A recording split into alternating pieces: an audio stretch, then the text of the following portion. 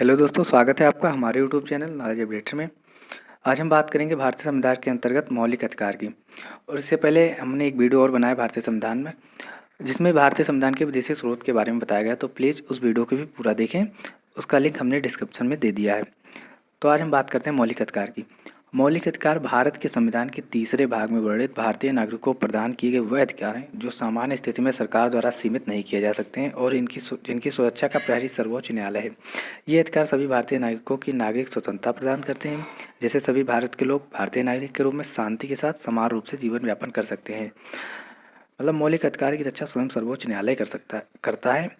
और अगर इस मौलिक अधिकार का कोई हनन करता है तो वो सर्वोच्च न्यायालय जा सकता है, चाहे वो स्वयं सर्वोच्च न्यायालय ही करता हो या कोई राज्य सरकार या केंद्र सरकार या कोई भी अगर उसके मौलिक अधिकार का हनन करता है तो वो सर्वोच्च न्यायालय जा सकता है। मौलिक अधिकार का वर्णन संविधान के भाग 3 में अनुच्छेद 12 से अनुच्छेद 35 तक है। संविधान के भाग 3 को भारत का अधिकार पत्र मैग्ना कार्टा कहा जाता है। आपको एक बात याद रखना कि अगर संविधान का मैग्ना कार्टा किसे कहा जाता है तो वो मौलिक अधिकार को कहा जाता है।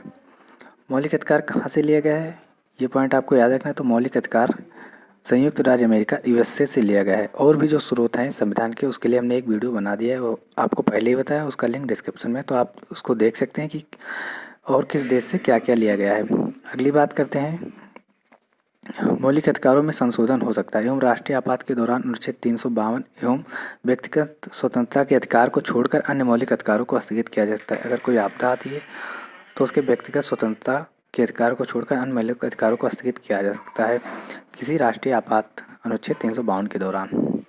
अगली बात करते हैं, जब संविधान का निर्माण हुआ था तो इनमें 7 मौलिक अधिकार थे। यानी जब संविधान बनकर तैयार हुआ था तो इनमें 7 मौलिक अधिकार थे।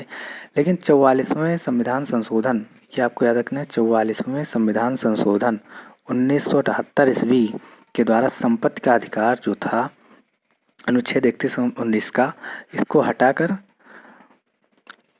हटाकर इसे संविधान के अनुच्छेद 301 के अंतर्गत कानूनी अधिकार के रूप में रखा गया है।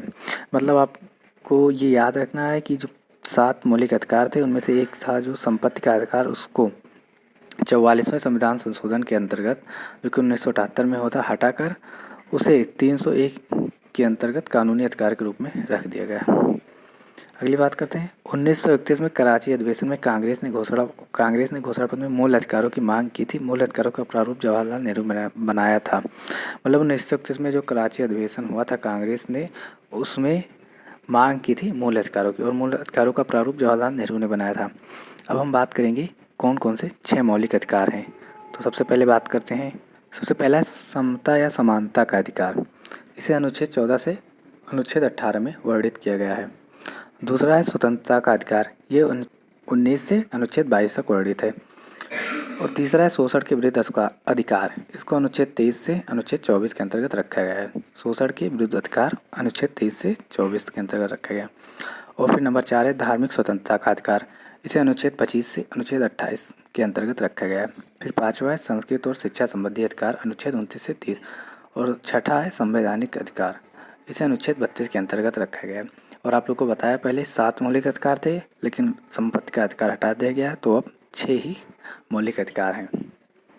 इसके बारे में हम एक एक अनुच्छेद के बारे में बात करेंगे वो अगले वीडियो में। जैसे पहले आपको बताएंगे समता या समानता का अधिकार अनुच्छेद 14 से 18, इसके बारे में अगले वीडियो में आपको जानकारी मिलेगी। तो प्लीज़ चैनल को सब्सक्राइब कर दीजिए ताकि आपको संविधान से रिलेटेड महत्वपूर्ण टॉपिक की जानकारी मिलती रहे इसी तरह।